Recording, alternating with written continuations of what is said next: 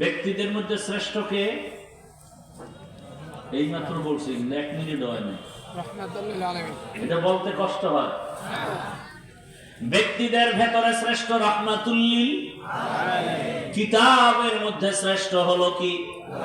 কোরআনুল কারীম। রহমতের নবী হলেন শ্রেষ্ঠ ব্যক্তি।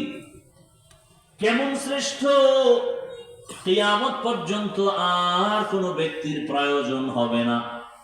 মুহাম্মদের আদর্শ যারা ফলো করে চলবে তারা দুনিয়াতেও বাদশাহ, পরকালেও বাদশাহ। ১,৫০০ বছর পরে আজ এই ময়দান সাক্ষী। দীর্ঘ সময় সেই জহুর থেকে মানুষ এখানে হাজির, আসর থেকে হাজির, উলামায়ে কেরাম বয়ান করতেছেন।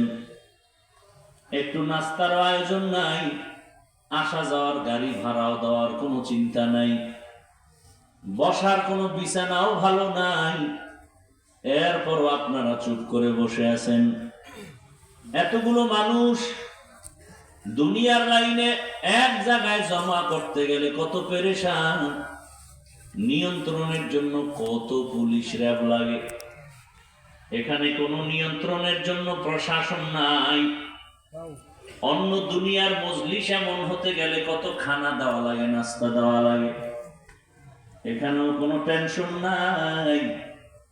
১,৫০০ বছর পরে এতগুলো মানুষ কোন ব্যক্তির হুকুম ছাড়া, খাওয়ানোর চিন্তা ছাড়া, ঘুমের চিন্তা ছাড়া নীরবে চুপচাপ বসে আছে মাটির মধ্যে, ধুলা বালুর মধ্যে। এটা কেমন করে সম্ভব?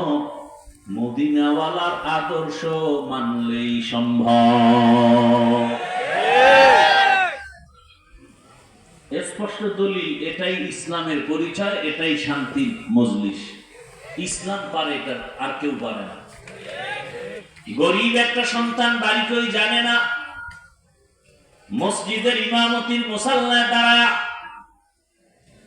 আল্লাহু আকবার বলে হাত বাঁধে, পেছনের এমপি সাহেব হাত বাঁধে।